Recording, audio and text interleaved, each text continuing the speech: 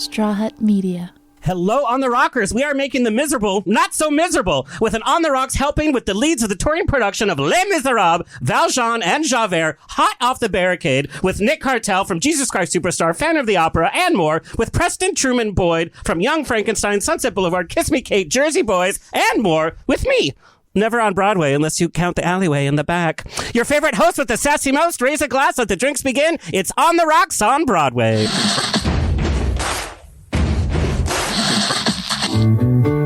Thank you for being Boulevard. Life is a banquet, and most poor suckers are starving to death. I'd like to propose a toast. This is On the Rocks with Alexander, where I drink with your favorite celebrities as we talk about fashion, entertainment, pop culture, reality TV, and, well, that's about it. So pop a cork, lean back, and raise a glass to On the Rocks. Fasten your seatbelt. It's going to be a bumpy night. Lord have mercy, it's gonna be a bumpy night. Buttons and bows and pantyhose. On the Rocks podcast, a place where we're too glad to give a damn. Follow us on Instagram and TikTok at On the Rocks on Air, and on Facebook On the Rocks Radio Show. Send me an email. Book me for a pride, wedding, funeral, quinceanera, bris. I don't care. I'll show up. Info at ontherocksradioshow.com. Also send us your comments. You've been doing so good at sending us guest suggestions who have come and shown up. Info at ontherocksradioshow.com. The show's presented by Straw Hut Media. You can watch and or listen to our now over 320 episodes at ontherocksradioshow.com. You can watch us on Apple TV, Roku, Amazon Fire TV, on the Outlet.tv app, Facebook Watch if you're still on Facebook, streaming with pride on SVTV and on Channel 31 on the East Coast. All right, let's get this show on the road. Let's go to France. 130 million people have viewed Les Miserables worldwide to 53 countries in 22 languages. There's been, of course, televised concert versions that we watched over and over. And, well, there was a movie, but anyway, Les Mis is taking the U.S. by storm, currently on its national tour, currently in Southern California, by the way, at the Pantages Theater until September 10th, and then at the Seagram Center for the Arts, and I have a story about that because I performed there once, wasn't asked back, so from September 19th to October 1st, then on to San Diego, and then back up north in California, and then everywhere. Let's take a look at Les Miserables. Experience the breathtaking production that leaves both audiences and critics awestruck. Les Miserables. September 19th through October 1st at Segerstrom Center for the Arts. Tickets available at scfta.org today. Get those tickets. And it's Les Mis like you've not seen it. We're definitely going to talk about that all. Please welcome Nick Cartell, making a triumphant return to the role he inhabited for 2.5 years pre-pandemic. Nick will once again playing prisoner 24601, a.k.a. Jean Valjean, on the national tour of Les Miserables. There he is backstage reading like Dolly books. Like, I just love it. Previously seen on Broadway in Paramore, the first musical produced by Cirque du Soleil, by the way, whereas he was standby for and performed for the 3 male lead roles. We're going to talk about standbying and understudying and all that. Also appeared in Scandalous, a musical written by Today Show host Kathy Lee Gifford. Remember Regis and Kathy Lee? He can be heard on the original Broadway cast recording of that, by the way. He made his Broadway debut in the Tony-nominated 2012 revival of Jesus Christ Superstar, understudying and performing the roles of Jesus, Judas, and High Priest Annas. I did that on purpose. He also toured the U.S. and Canada in The Phantom of the Opera. His pictures on Instagram from that tour are a lot of fun. He has sung with South Coast Symphony, the Phoenix Symphony, and as a member of the critically acclaimed group, the Broadway Boys. In 2019, he performed his first solo show, bringing it home to a sold-out room at the iconic Feinstein's 54 Below. And together with his wife, they produced Broadway Fights Ovarian Cancer, a benefit concert raising funds and awareness for ovarian cancer research. Please welcome Nick Cartell. Thank you. Also joining us, perhaps the whitest name I've heard in history, Preston Truman Boyd. True. He's on the national tour as Javert. Previously, he was cast a member of the Broadway cast of Kiss Me Kate, The Play That Goes Wrong, Sunset Boulevard, She Loves Me, On the 20th Century, Bullets Over Broadway, and Big Fish. What a name dropper, by the way. He was a principal actor in 2 national Broadway tours and Jersey Boys, and as the monster in Young Frankenstein, which we're going to talk about that travel from ensemble to playing the monster. Also performed in regional theater productions of Mice and Men, Les Miserables, Singing in the Rain, Oklahoma, Annie Get Your Gun, Oliver, Peter Pan, and Aida. He performed in Working at the Edinburgh Fringe Festival, national NFAA finalist, and had the honor to work with Placido Domingo, by the way, because opera's in his family. When he's not on stage, he's doing manly butch stuff outside with craft beers, none of which I know anything about. Please welcome 3 names, Preston Truman Boyd. There we go. There we go. So Butch. Okay, we're going to start with like early beginnings because I love to know how everything started. And both of you guys kind of came from like, oh, that's where you're from. Okay, how'd you get to New York? Nick, born in Michigan but raised in Arizona. Correct. You did kind of theater life. You sang in choirs. Sang in choirs. Grew up singing in choirs in Arizona, church choir, Phoenix Boys Choir, and then just started doing community theater. Well, and you saw a production of Cinderella that was really like, this is what I want to do. That was it, yeah. Field trip production, saw Cinderella, and I was like, wait, I can do that for a job? I didn't know. So I didn't know that Arizona had such a thriving theater community. So how did you go from, I really want to be in Cinderella, you just started doing shows in school, you started studying? Yeah, so honestly, it was, there's a community theater there. There's a couple professional theaters in Arizona. And I was like, my parents knew that I had a passion for it. They knew that I loved to sing. They knew that I, would memorize all the cassette tapes in the car growing up. Cassette tapes. You just aged yourself, Valjean. Very much so. So it was just, let's get him in a choir and teach him how to sing. And then I went to a high school children's theater production when I was like in 7th, 8th grade. Yeah. And that was where I kind of got the bug and was like, I can do that. That's what I want to do. And then the following, I guess, fall audition for like my first kids community theater show. It was like and history. That was it. History was made. And like fun, you went back to ASU in the touring production. So that was like full circle. Full circle moment. Yeah. To go back to my alma mater and we get to go back again in December. So get to play it again, which that is must always be such a great feeling. I mean, because that's where I grew up seeing theater. Like that's where I saw the Broadway tours come through. So I remember sitting out there, like watching the shows, hoping that someday that was going to be me. And then to be able to stand on that stage and look and see exactly where I sat. And like all of our theater kids have always had that kind of dream. It's like, I'm going to be on stage. And then, of course, iconic shows like Les Miserables, Phantom of the Opera, which you've done. It's like, that's every kid's dream. Yeah, I mean, to say that I've done both of those and they were bucket list shows is very cool. It's very cool. Oh, you're so lucky. Not so lucky. Growing up in Minnesota. Yeah, a little further north. Yeah. Much colder. Yeah. I read in one of your interviews that you just always wanted to be the center of attention. Like, that's what you wanted to be. Yeah, getting a laugh was an important thing for me at a young age, for sure. Where did you get that kind of sense of humor from? Was it like from watching stuff on TV, or is humor just a big part of your family? Yeah, my grandfather was a very, very funny man, and he was involved in community theater, and he had a plethora of limericks and different rhymes and things that as a child I would sit on his knee and he'd recite those to me, and I would always thought they were so hilarious. So I love to laugh, therefore I wanted to laugh with other people, and I think that was just something I was drawn to. And he was the opera singer.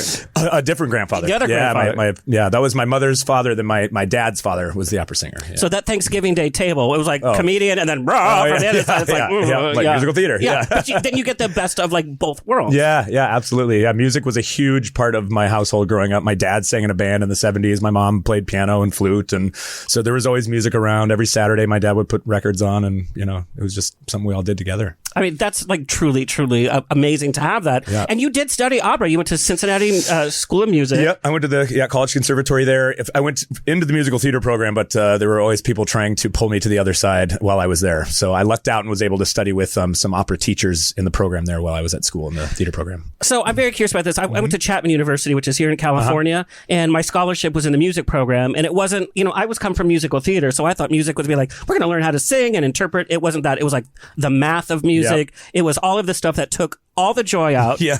And then they were trying to make me sing opera and like adjust my voice into something that I just didn't have a passion for.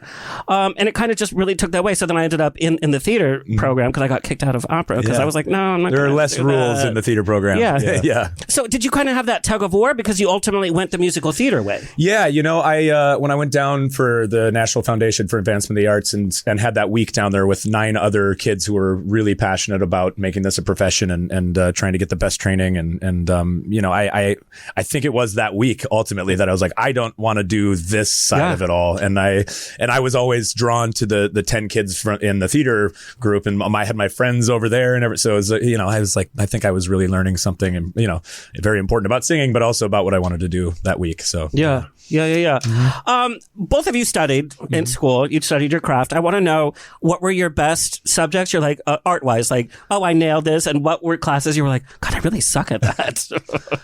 Oh man. We were good at everything. No. No. No.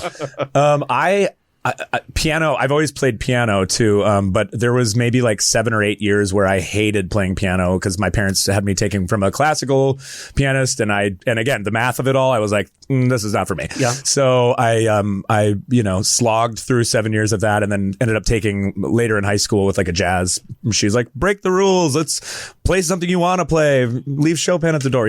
That's kind of when my fascination with music theory. Then approaching it from that angle is more fun. So I enjoyed music in that way, I guess. Yeah, I mean, so I auditioned for the music theater program at Arizona State, and they didn't take me. Oh, are you kidding? They're kicking themselves. They didn't. So when you come back in town, you're like, yeah, he lights a fire every time. Exactly. So for me, right, like in school, I didn't get to take, because the music theater department and theater department were so separate. So I didn't get to take the music theater theory Isn't classes. that weird that they're so separate? Yeah. They are so separate. Yeah. Now it's blended a little bit more. But so for me, those are the classes that I wanted to take because I had grown up playing piano and learning a bit about theory and stuff like that. And I'm a pretty good sight reader, but those are the classes that I didn't have the opportunity to take. So I wish that I could have taken those classes. Yes. Oh, well. Well, they were hard. It all turned out okay. Yeah, so we're right here. And you actually played Valjean in high school. I did, yeah. I can't believe high schools are doing this musical, by the way. You know what? When I think back, they're doing like Sweeney Todd, the high school version. Like, what's the high school version of that? Yeah. You get a paper cut? Yeah, pretty and much. some of these schools are like, screw the high school production, let's go for it. But it was. I remember, I think back on that once in a while, and it was a much different show. Like I think the Confrontation was cut to like 2 bars, and it's like, hey girl, and then walk off. Oh man, that just seems like a lot though. And like the role of Valjean, we know. Well, Javert too, obviously, sure. But vocally, I can't imagine even the most advanced high school student being able to handle that. Yeah. How did you work through that as a high school kid? I mean, there were definitely low notes, but it was the keys were changed, and it was. I guess it's the high school version, so it's more accessible to high school kids. But when you think about the subject matter and like a child going through those types of themes and whatnot, it's and like the prostitutes at the beginning. Yeah. I'll take 2, please. Yeah. Yeah. No, it was. Thinking back on it, it's quite a challenge for a high school kid. But yeah, it was fun. And So usually when we have theater people on the show, we like to share coming out stories. So I want you guys to share your coming out as thespians, as straight. Yeah. No, it's a real thing. Sure. Because people make assumptions when you're in the arts and all of that, and it's like, oh no, and then it's like, it's like wink, wink. Yeah. But what are the pressures of being like the straight guy in theater growing up? I know Broadway is now diverse, and it's like that's a thing of the past, but. Oh yeah, I mean, I caught shit all the time for being a theater kid. Theater kids, right? It's such a stamp. But I was playing a lot of sports in high school. I was in a hockey team and played golf. So I had some friends that were like, "Hey man, leave him alone. He's talented." Which was are still my lifelong friends to this day. But the people that you still think back on your the horrors of high school. Not that anything was so horrifying for me, but it's you have to kind of step up and say, this is what I do, and own it, and I don't think until you do that, no matter what you are, straight, gay, whatever, I think owning the fact that you're an artist and a performer, and that's crazy in itself. I guess that was something I was like, this is what I do. Yeah, this and is I think then it's like finding your tribe, right? Yeah, you find and the theater in general is just so open and welcoming, and so you just find that group of friends that you're like, well, these are the people I'm just going to hang out with. Yep. And honestly, no matter what profession you're in, no matter, there's always bullies out there. Oh, yeah. And so it's just finding that group of people that you can run with and just be like, this is just who I am. And you can be you, and you're not judged for that. Yeah, the land of misfits. Exactly. Well, today our youth is growing up with different language for being fluid and appreciating the feminine parts of your masculine side. Yeah. But growing up, it was like masculine, especially growing up in a Latino home. Yeah. And then like in a Catholic background, it was like, these are your roles. And I've heard from straight people in theater, it's the same thing. It's like, well, I have to really butch it up just to prove that like I'm straight. It's like, well, no, it's now, now we can enjoy all different aspects of us. Yeah, absolutely. Yeah. Because there is softer sides to, Valjean's character, especially. 100%. You know what I mean? That I have to show that on stage, as well as being this animalistic man at the beginning, and show the softer side of him. And with Javert too, like the suicide scene, it's like this heartbreaking. It's like we see this man, crumble, and we see who really was beside there the whole time, or behind that the whole time. And it needs that kind of emotional connection. It needs that nuance. Otherwise, you're just seeing a one-tone Betty. You know, Exactly. It does not tell a story, especially if you're sitting there for over 3 hours. As an audience member, it's like, we gotta feel something. Yeah. That was fresh. Be honest. Be honest, guys. We're gonna spill some tea. Be honest. Okay. Do we miss the turntable in this production? I mean, I think a turntable anywhere is cool. I think it would have been fun. But- It would have been fun to do. Yeah. But I think the way this show is designed, though, it's has that incredibly cinematic feel to it. The way it's 100%. lit, the way it's directed, the way it just seamlessly moves from scene to scene. So I think if you come see the show, you're not going to miss it. Right. But when a turntable is there, it is very cool. I joke about it Yeah. because Les Mis was one of the first shows that I saw as a kid, and the moment that it was like, it was like, you know, before CGI, and it was like, wow, this whole movement is happening. It kind of changed everything. Just like at Phantom, you know, when it explodes at the beginning and it assembles. I mean, that's the exciting part, and it becomes part of the show. But I was just kidding about that. Yeah. Nick, I want to know. So, because I love the travel from where you guys grew up to how you got to New York, and so it's like, well, you went to Japan. Yes. And you worked for Disney. Yes. I've heard horror stories and I've heard great things about working in Japan for Disney. We know you walked away with a wife, so it couldn't have been that bad. I had a great time working for Disney in Japan. Honestly, it was, you know, and growing up, being a kid that would growing up in Arizona, we were just talking about this. I would come to California to do Disneyland and stuff like that. So to be able to then go and work in the theme park, and like my first show there was like a Broadway review show, right? Fun. So I wasn't even working with any characters to begin with. I was singing, you know, On the Street Where You Live in a white dinner jacket on top of a fiber optic piano. Like that was my day 5 times a day.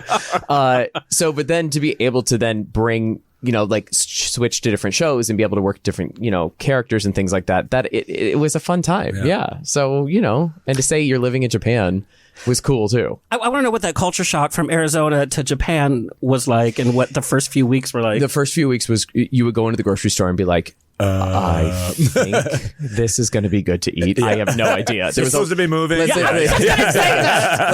would say like the first month there was a lot of McDonald's because that was just like you knew what to eat. And they have stuff on their menu that you can't get anywhere else. I'm a little jealous. Listen, there's some good things over there too. Yep. It's never looked better too. Like chicken nugget wonton or something. Pretty much. Yeah. I mean, it's crazy. They have like plum, like those plum, like cream, like the apple pies. Oh yeah, plum.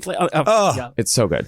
But honestly, the way that I looked at it, I was like, okay, I'm gonna live in Japan for a little bit. If I can live in Japan where I don't speak the language and I can get around, then I can move to New York and be just fine. So I was like, this is going to be my stepping stone to finally then make the move to New York. And that's exactly what it was. What I love, what we hear from our successful actors that come on the show, it's like you have to continually challenge yourself and challenge yourself. So, I mean, that's a huge challenge. I don't know if I could go out of my comfort zone like that. But to like both you guys grew up where there was a thriving theater community, you could have stayed there and been quite happy. But it's like, okay, what's the next challenge? What's the next challenge? Now the next challenge is touring across the U.S., family in tow. You know, that's the next challenge. And I feel like if we don't set certain challenges for ourselves, even as actors, you could have been in Japan right now doing the jazz hands. Not to put that down, but it's like, then, you know, what happens to like the actual acting? What happens to the actual craft when you're hitting it 5 times a day? Correct. Are you really honing your skill after a certain time, or are you just phoning it in? Correct. And by the time that I left, I had, you know, I think I was the only person at that point that had done every singer show that you could possibly do in the park. And I'd been there for like 2.5 years, you know, and I was like, it's time to move on. Yeah. You know, I'm like, as much as I loved performing with what finally did, you know, they were friends and they were family over there. It was like, it's time to make this move to New York. This is where I want to be. This is what I want to do. So let's go. I'm talking about culture shock though. Arizona, Japan, and then New York. It's like, what is happening? And with a wife in tow. Yeah. Now you guys met in line for something. Yeah. So we were in the currency exchange line at the airport. So sexy. Yeah, I know. That's the rom-com that we need to see. We had both just gotten off of international flights. So we looked amazing. They're like, look at this exchange rate. Oh yeah, exactly. That's great. The dollar's so strong. It's so great. But those international flights, like you're sweaty and you don't know how you smell, and like your hair is up. I mean, you've been awake for hours at that point, and so you're just like, and so we just met in the line, and we just it was flirtation. We kept talking, and honestly, she, because she had been there before, and she grew up in Michigan as well, but had been working down in Florida. She's like, oh, well, he's a singer in the park. He's probably gay. He's going to be my gay best friend. I just kept talking to her, and I was like, hey. Okay, this is the rom-com, by the way. That's it. It's like that awkward night. It's like, what are you doing? I don't know. What are you doing? And then it's like, yeah, exactly. Hallmark, we have children. Hallmark is watching this. We're going to buy that. We're writing it now. We're trademark it now.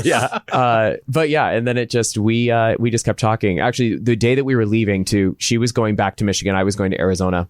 I was like getting her on her flight, and I'm standing at the airport, and she's like about ready to walk on. I was like, oh, hey, what is your phone number? Because I didn't have her number in the States. I only had her number in Japan. So I was like, I don't even know how to contact you except through like Messenger. So we had to like get each other's phone numbers at the airport. God, that's so old fashioned. I know. That. What was your AIM? Gosh. I won't tell you mine because it's not family friendly. I was like, I don't know. I think it was still like Cartell or something like that. Yeah, it wasn't like, Broadway Lover 93, something like that. Kept it professional. Kept it professional. Yeah. And your kind of intro to New York was through the music from the School of Music. Yeah. They took you to New York to do like your... Yes. So we...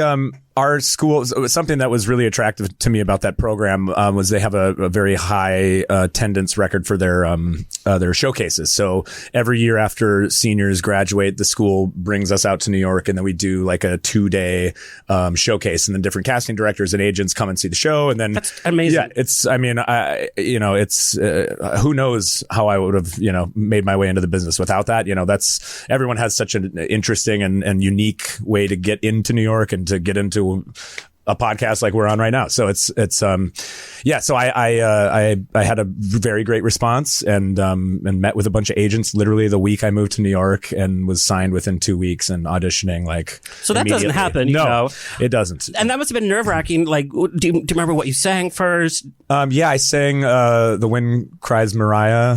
And then I sang Anything You Can Do with one of the girls in my class, and then All the Wasted Time, and then a couple group numbers here and there, a little dancing here. You just kind of like a little amuse bouche.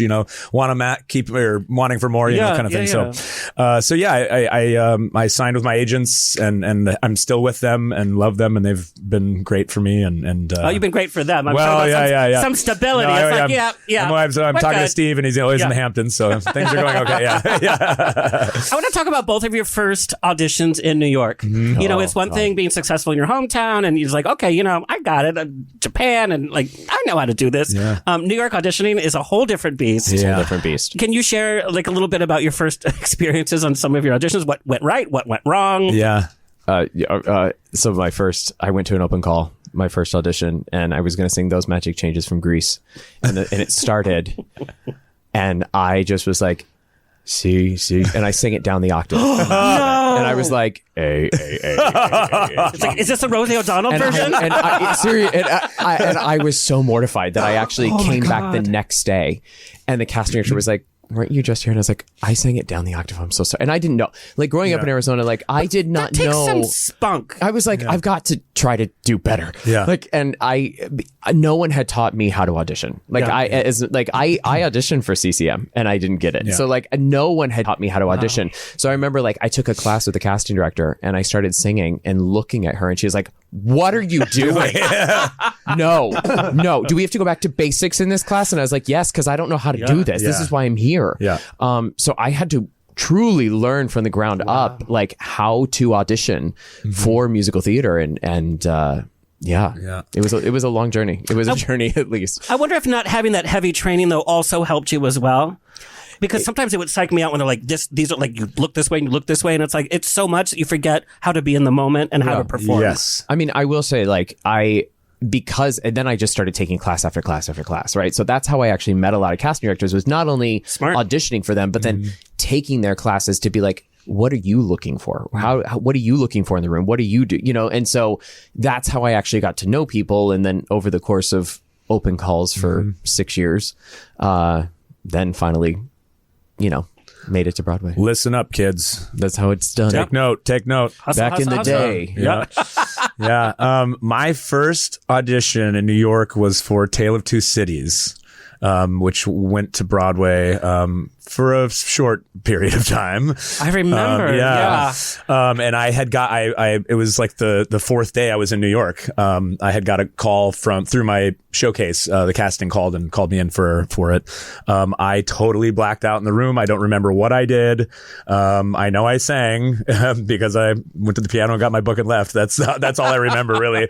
But yeah, it was like in school and in class, you learn so much about what you should do in the room, going back to how should you act. And you have that, you have that toolbox, but to have it in your mind and not think about it and just rely on the fact that you know what to do and try to bring all of yourself to that, structure, I guess, is kind of, now after auditioning for years, it's easier said than done. But I don't know. Because also now I feel like when we walk in a room to audition, you know pretty much everybody behind the table, or at least the casting. And so there's this, you're going in and you're like, hey, how you doing? How you feeling? Like, so everybody's much, I don't know, it feels friendlier than that first time in, because you're so stressed about being like, oh my God, this is my one chance. And it's not. It's not your one chance. It's your first opportunity to then continue to have those opportunities.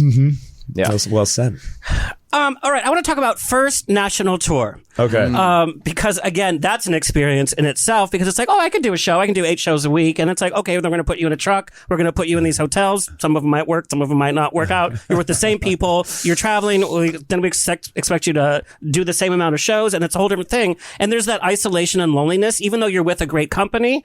But you're not with your friends. You're not with your family. You are kind of taken away.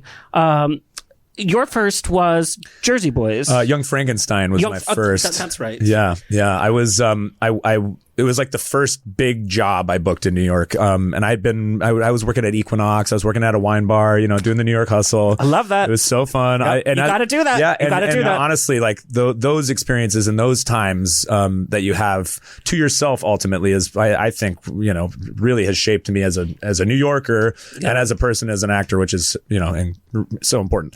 But yeah, I auditioned I went into the open call for that actually. And my agents, after I called them, I was like, hey, just so you know, I went in for this. And they're like, we were going to send you anyway. I was like, okay, sure. I'm still new to the city and, they're not like hustling for me yet. Right. So I went in and got called back. And next thing I knew, they were like, bring your tap shoes. And I'm like, all right, and I've tapped over the years. So, to the idea of being in a show like that was so exciting. And then hearing that Roger Bart and Shuler Hensley were going out of the road because they had such a short run on Broadway and they had stuff to pay for. So, I know Shuler just bought a brand new house. So that's the reality, hey, folks. Like that's the reality, Yeah. So I was out on the road, and working on a Stroman show, and we rehearsed it from the ground up in New York because there were a lot of changes that had been made, and the company was incredible. I worked with Brad Oscar for the first time in that show, and I've gone on to work with Brad a bunch, and he's a dear, dear friend. And that show ultimately, I've made some really lifelong friends, New York friends.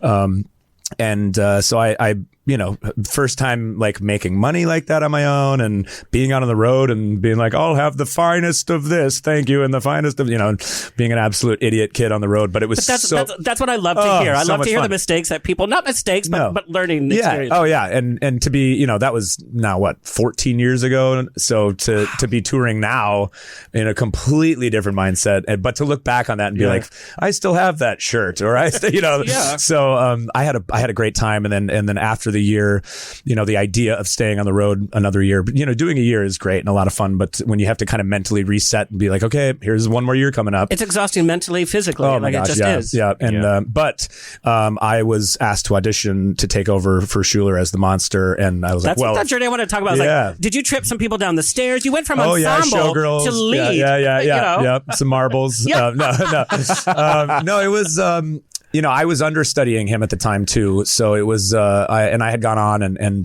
Susan Stroman has been so great to me over the years, and she's just the loveliest person there is in the business. And she really believed in me and her team and everyone that was involved in, getting me ready for the audition. And, people, they wanted me to get the role, which is always very helpful. So then I stayed out for another year and some change on it. And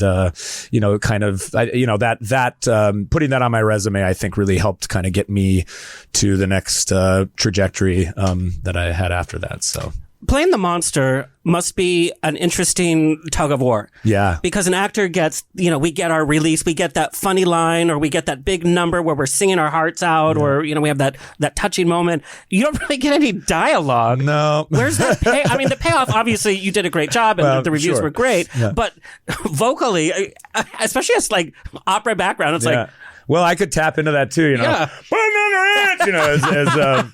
It's the same animal. That as was for opera. free, by the way. That was for free. That was for free. I think I'm in trouble with the union. No. It was a lot. It was fun to be. It's a clown role, right? It's like you have to rely on your physical comedic timing and really subtle little. And I learned a lot about being subtle, which is hard for me to do sometimes. So just trusting the fact that, me being 6'8" on stage with all that makeup and everything and all the accentuated eye lines. And, it was a lot of fun to be able to just just break the fourth wall every once in a while and get a laugh that way. And it was a new, not using your voice and trying to tell the story is definitely a different challenge. Yeah. That was fresh. Well, I think it's that subtlety, and with your performance as well, with the whole new production that's touring, it's all about subtlety. Yeah. Because with that turntable also came, we had some stunt casting where it's like they have a great voice and it's like, I'm going to hit every note because this hit and I'm going to hit every hit. I'm going to sell it like it's a single. And it's like, it's that subtlety that you have to take from scene to scene, from moment to moment. Yeah. And it's surprising the audience with new interpretations of stuff that has been sung the same way over and over and over. Right. Yeah. And I think that I think is why it's doing so well, right? That's why people are coming back to see it and they're seeing a different show.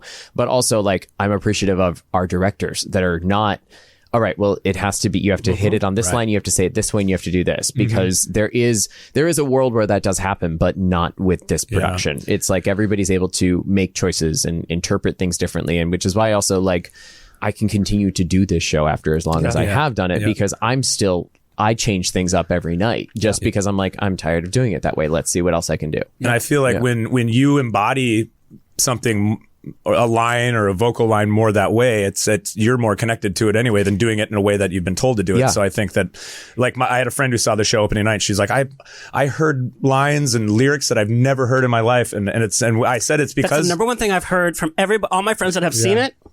That's the number one thing I've heard. That's great. Yeah.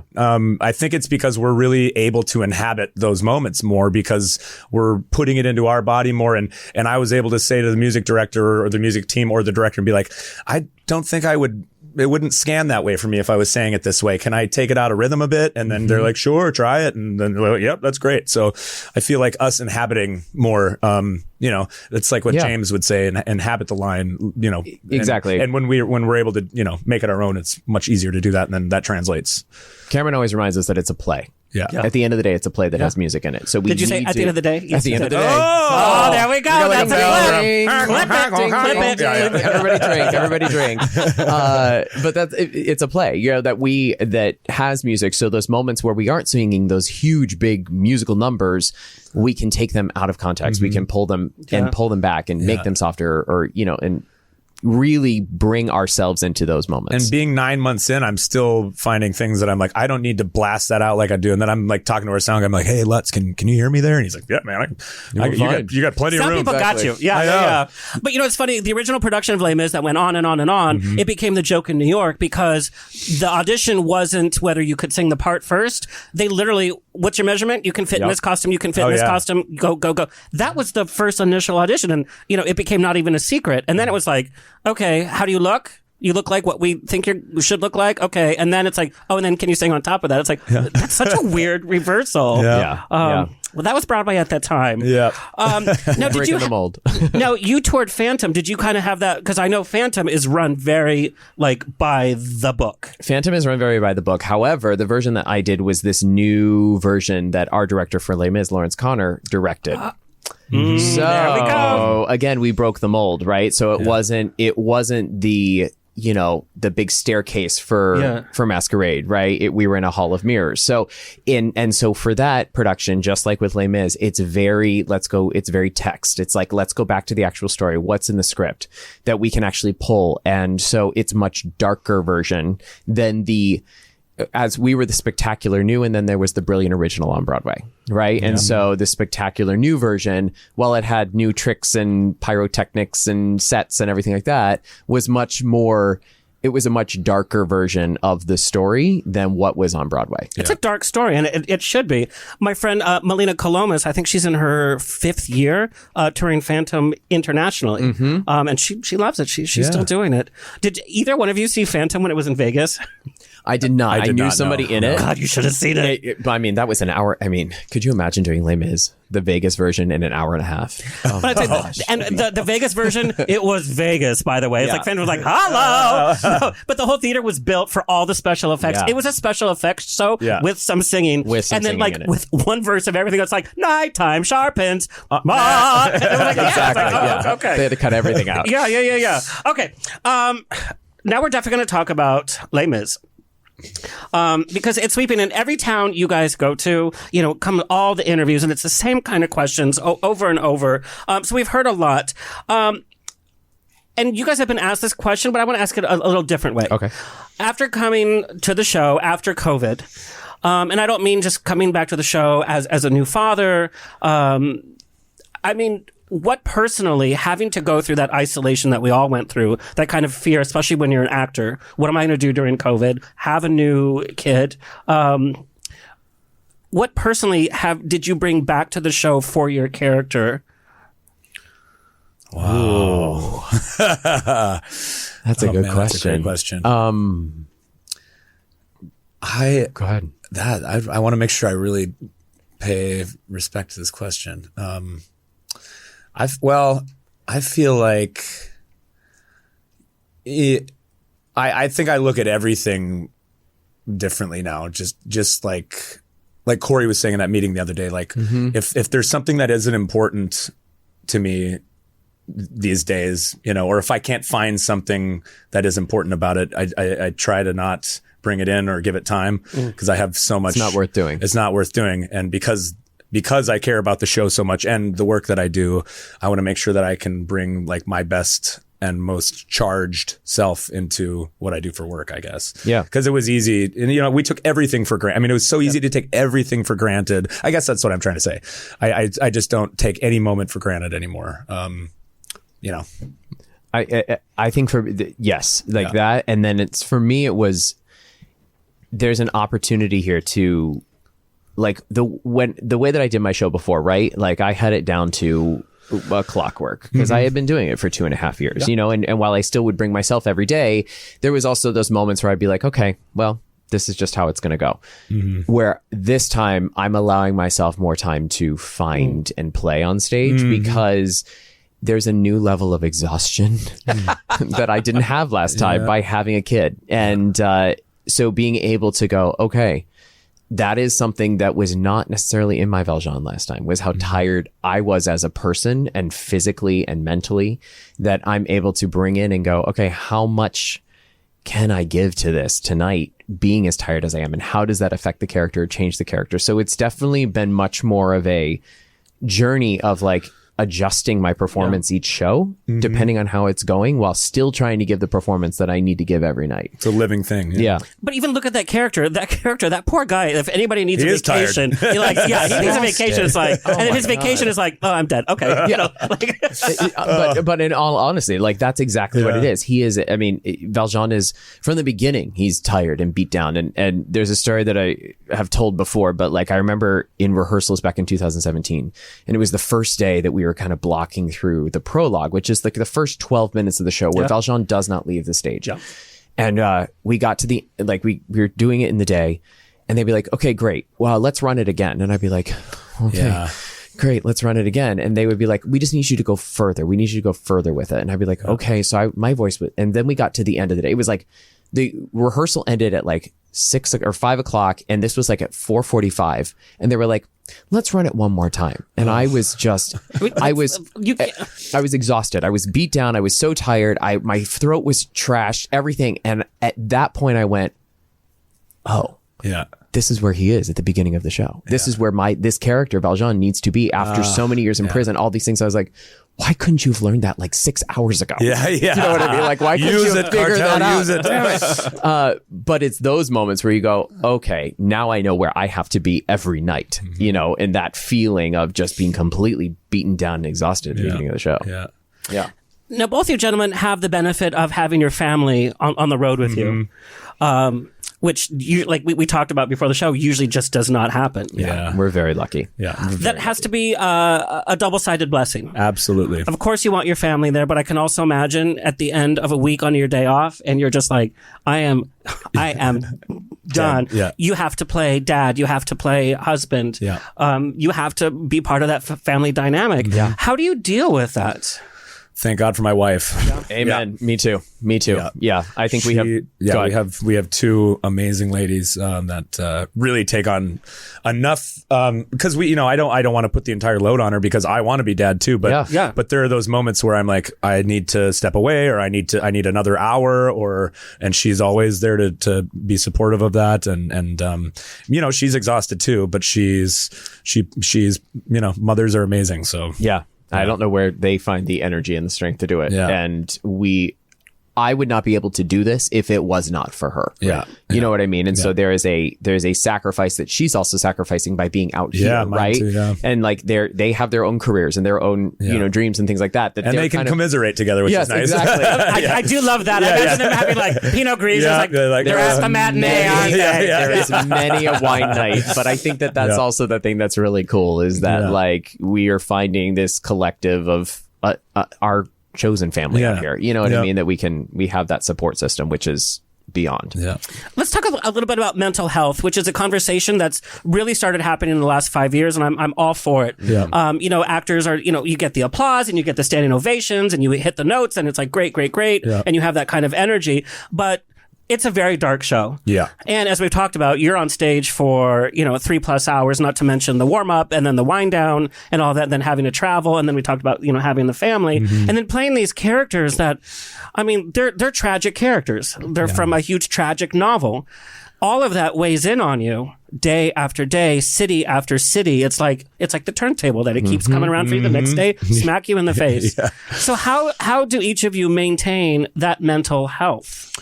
I think me acknowledging when I'm mentally drained, instead of just pretending like everything's fine again, but to take those times to be quiet and to, cause I'm taking my own life every single night, which is, can get heavy. And I try to go there every single night and I try to really fall apart and crumble on stage and the energy that takes, it takes a lot of like physical and mental energy, but also at the, I jump off the bridge and I walk off stage and some nights it's just like, man, it's not fun to go there every single night. It is fun to, I love the feeling of digging deep and giving my all at everything, but sometimes doing that every night can be mentally exhausting, and you start to,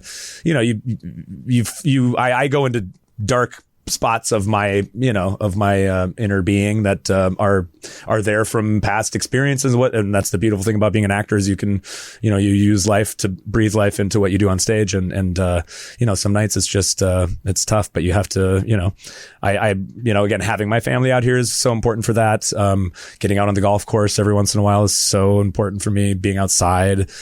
So I just have to check in with myself, I think, and just see what kind of day I need to have tomorrow, and to to have something to look forward to that's relaxing, I guess, for me. And the fact that it's okay to say, no, I need this for me. Yeah, for me. Yeah. And, the suicide, I remember as a kid, watching Les Mis growing up, and I would see all the productions, and, suicide, it was kind of the exciting part because there was the dramatic, and it's like, well, now Javert's suicide has taken this whole different meaning, especially after COVID. Yeah. We've lost so many of our nation to suicide because of mental health issues. And we see a character like Javert who is so strong that we think, and here's his mission, and he doesn't feel things, and he just... Yeah. And to know that somebody like this can be so broken behind the scenes, and that's his solution. Yeah, it's chilling. Yeah, and you hate to relate with people on that subject as well. And like, I'll be standing on the bridge and I'll see doors in the back opening, and I'm like, maybe someone is going through something right now, 100%. or maybe they've lost somebody. They've lost someone to it. So, it's like to be inhabiting it, but also to have sympathy and empathy for it, is kind of an odd mindset to be in, performing that. But, I try to just pay homage and attention to every aspect of it, and hopefully it, shows. But yeah. I mean, for me, it's kind of so for me, Valjean is very isolating, right? He's a very isolated character from the very beginning. Yes. Everybody shuns me. And then anytime that I'm on stage, everybody is off stage, or it's never, you know what I mean? So for my mental health, I'm a very social person. So I can tell your social media. I love your social media. I'm getting ready in my suit. It's just so good. He's so good. So good. Thank you. Yeah, I love it. It's like another job. I could learn a thing or two. Yeah. But that's the thing, is that like, I'm a very social person. So for me, it's making sure that I don't pull into myself and become isolated. You know what I mean? And to make sure that I try to at least do, because also with what I'm doing every night and singing how I'm singing, I don't get the opportunity to go out and, celebrate or have a drink or stuff like that. So that's got to be the roughest part. Well, for somebody like me, it's like, we're in this city. Yeah, I'm going to go hit the city, and audiences want to hang out with you and buy you drinks. I would love to, but it's like at the end of the night, I have to go home, or else I can't do the next night. So it's finding those times when I can still be social and still feel like I'm part of the company, because sometimes you don't, for me anyway, it doesn't feel like I'm part of the group. That's because it's so like rough. Everybody's going out, and I'm like, okay, I'll see you guys tomorrow. You know what I mean? And there's that loneliness that exists, even though like you are in a big company. I'm so thankful that my family's out on the road with me, but there are those times where I'm like, Dad needs an extra hour or two in the morning. I need to sleep like I'm in college. Yes, I need. Because I was like, last time I was averaging 8 to 9 hours a night, and this time it's like I'm lucky if I hit 7. Before Paw Patrol comes on in the morning. And I was up at 6 today. Playing, reading books. Yep. Well, and I love that every moment Valjean, he's either by himself, or every time he's on stage, somebody wants something from him. Yeah. Like, it's always like, gimme. And it's like, okay. And then even at the end, because that's like, Papa, you're gonna live. It's like, girl, let him go. Let him go. Let him take a nap. He just said he's ready. Yeah. I'm ready. Like, no, I'm not done. Exactly. That was fresh. I want to know what your creative process was when you got the role. I think back to like community theater, you get your highlighter out and you highlight all your lines. You're like, But what was your creative process? Because, and you have talked about this, but I want you to kind of take a different angle on it, is, playing a role that we've all seen, we've all heard so many productions. We can hear Cole Wilkinson's every little lift, everything we can hear. So your creative process when the script and the score got in front of you, how did you decide to approach it? What was your process?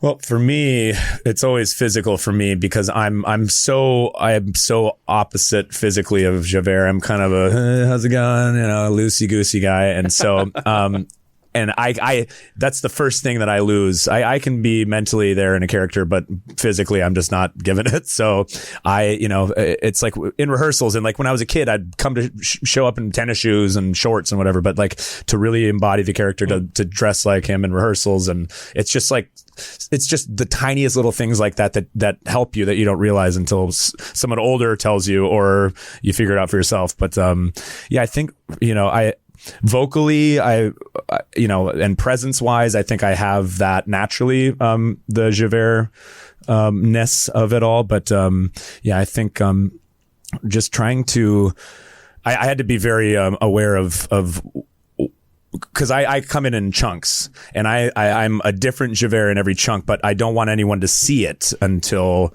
a certain point. So trying to find things to charge me mentally and internally, while holding this, rigid, stoic, presence. It was fun and fascinating to experience. And we had so many directors on the show, which is great because you get so many different takes and angles. You can kind of take or leave, or, hopefully take what they want you to take and leave what they want you to leave. But yeah, I think for me, it was just really approaching it physically first. And then letting it naturally fall into place, because I think our casting directors did such an incredible job finding every single person, ensemble, principals, orchestra. I mean, everyone is in their in their spot here, and so I was trusting that I had what it would take to play Javert, but making sure I was keeping myself in line on that journey. And it must have been a little isolating during rehearsal process, because you want to be the goofy clown and make everybody laugh, but then you have to, be in character. That must have been a journey on its own. Yeah, and I think that also helps me to keep it on the lighter side, because I could easily go method with it all. Yeah. And Daniel Day-Lewis. Yeah, exactly. If he was cast as Javert, he'd still be out there with a chair somewhere. Yes, he would. So yeah, I don't know. I think we're still learning. We're still I'm still finding out things about this character that I hope what I did in the beginning has set me up to keep finding things. And I hope by year 2 we're still, he is just a dream to be on stage with, because he's so present and I try. You know what I mean? When he's not. What I was going to say is what's great is that we had both done the show before, right? So, but we had never worked together. You guys kind of missed each other. Exactly. Like barely, we crossed over. Yeah. So the fact that now we actually get to bring our two versions of this show together, I think, is also what keeps it interesting and fresh and fun. And totally. Our little confrontations that we have are so charged that every night it's different. And I think that is what is also fun. Yeah. It's like I'll turn on the sass sometimes because it's because I feel like it. Exactly. But yeah, it's good. So your creative process when you first so I went to the book right away, because I was like, okay, there are so many men that have played this role, right? And there's so many. This is your first Valjean, all these things, So I went to the book and started doing that research, singing through the show as much as I could, watching every different possible version. And then at the same time, I finally had to stop doing that and throw it away and go, because it gets in. All right, this is now I'm going to sing this, and so just to be as prepared as I could be. So, and I think that for me, it's also, rehearsing in the boots and making sure that I had coats, and this production is great about being like, what do you need? What do you need in the rehearsal room? So that way we can make sure that you have that. And that was such a big help. It's amazing. Just literally walking in your character's shoes. because you're also, not only, but you're also trying to break them in. Yeah. Let me tell you, get blisters that first day and you're like, oh my God, a year of this. But that it's remarkable how much wearing a boot changes from wearing a sneaker. And so you'll rehearse something in a sneaker and you're like, yeah, nope, I need the weight of that. You know what I mean? And I remember Cameron gave me a note one time that he's like, when I came into the factory, he was like, you're too youthful. You're walking too light. You have to remember the weight that Valjean carries, because not only is he's living a lie, but then also just the weight of the coat. And I was like, yep, you're 100% And he got broken in jail, by the way. Broken in jail. Yeah. So like one of the things that I have in my show is starting in Paris, I start walking with a limp.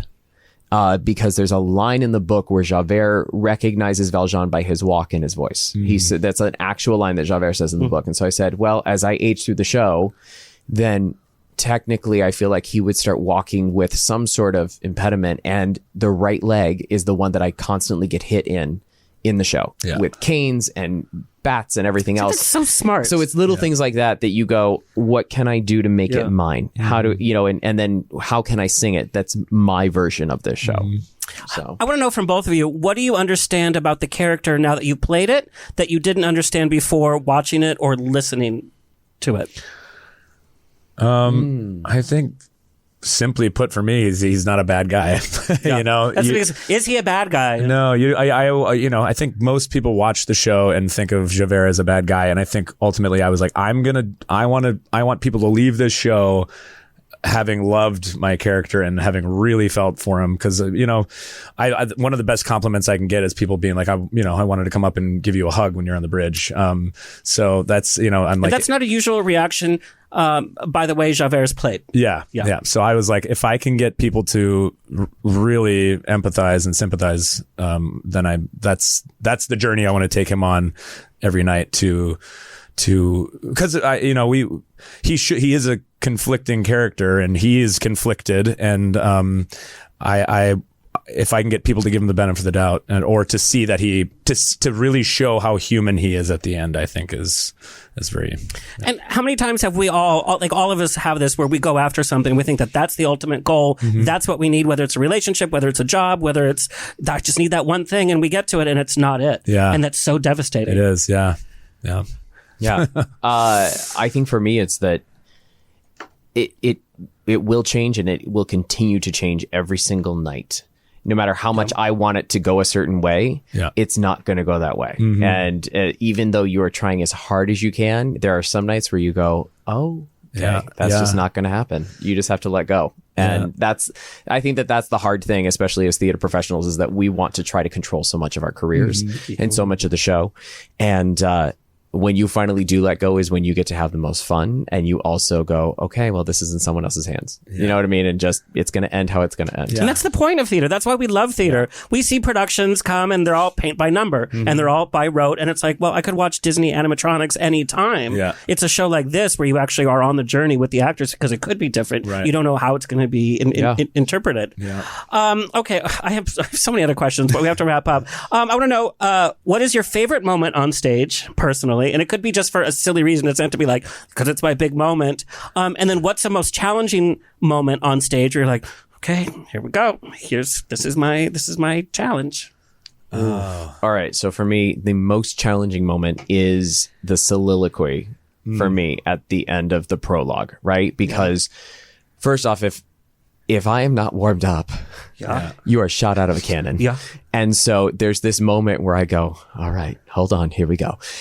Where I have to go, are we ready for this? And then part of it is also just being like, yeah, you got to let go, because if you don't, you're not going to sing the notes that you have to sing. I think my favorite moment every night has been since the beginning is getting to sing Bring 'Em Home. Every night. That just for me is there's a moment where I can connect with the story, with myself, with the sacrifices that I think of myself for my daughter, what I had the last time, like all of those moments just kind of meld into one. And it's also the moment that Valjean sits and he doesn't do anything but sits, right? So like every other song, I'm walking or moving or, like it is the song where I just get to sit. And there's a power in just being able to sit and sing that song, but also it's a captivating moment for me, getting to, when I've watched it, being like, that's just so captivating to me. So those are my two. I think one of my favorite things is every different city we're in, when I sing Stars, the house is so completely pitch black, but I get to look up into this vastness, and oftentimes there are little lights everywhere, little like aisle lights or a little usher light, or and it's like every different city I'm in, I have like a different perspective of the stars, which is kind of cheesy and hokey, but I love it. I love it. It's so fun. So it's like, it's just fun to look up and see different constellations, I guess. And I'm gonna go with my most nerve-wracking moment in the show. And that's climbing up onto the bridge. I can't even believe I'm saying this out loud, because now I'm going to fall off tonight. But don't say that. Don't say that. Knock on all the wood. My God. But it's like I'm a size 12, and this bridge is like maybe an inch on either side, so I have to nail it every night. And it's like if I am just like a half inch too far forward, it's like I'm singing while I'm on a tightrope. So it's I'm nervous. I know. Better you than me. Every ride to the theater, every single night I'm like, God, I hope I get on that bridge tonight. So anyway, I've only fallen off once in 300 some shows. So Knock on wood. What happened with so I just stepped up on it and my heels were too far back and I just immediately fell back down at the ground and then I just climbed back up and it was fine. But it's like I have all these scenarios that I've like figured out that I'll do. Like if I fall off the front, dear God, I hope that never happens. But I'll grab onto it, like pull myself back up dramatically, and so it's just. I want to see that version. Yeah. It was like that one production of Wicked, and the hydraulic lift didn't work. So I forget which actress she was on the show, and she told it, and so she knew she wasn't going to go up in the air. Like they were like, so she was like, I have to be on stage. So the monkeys and everybody, like, they have squeezing to lay themselves, down on the and ground. she's like, just like, oh gosh, you got to make do. It's theater. Live theater. Yeah, It's one live night theater. my lift, I went up and it usually pulls me back down, but one night something had happened and it didn't bring me down, so I was just going toward the back wall and they had to stop the show and bring a ladder out and lift me up off of it. So yeah, lots of fun. So true. So yeah, the play glamorous. that goes wrong. The play that goes wrong, yes. Okay, so I'm going to spring something on you guys, and I don't like springing stuff on actors, but you guys are fun. When I was a kid, I would listen to the Confrontation scene over and over and over, and I would always be like, okay, this time I'm going to take this role, and this time I'm going to take this role. And so I would just do it, and then I would always, I would do it like 100 times in a row, and I wish I was exaggerating, but I'm not. I would always switch over to Javert, because it's like, I want to know, like, a cappella, you don't have to do full voice, whatever, because I know you have a show later. Do you think you could switch and do the other person's... Oh, we can try it. Try it. All right. So you start, because I usually start. Valjean, at last we see each other plain. Monsieur le Maire, you wear a different chain. Before you chain me up like a slave again. No, wait.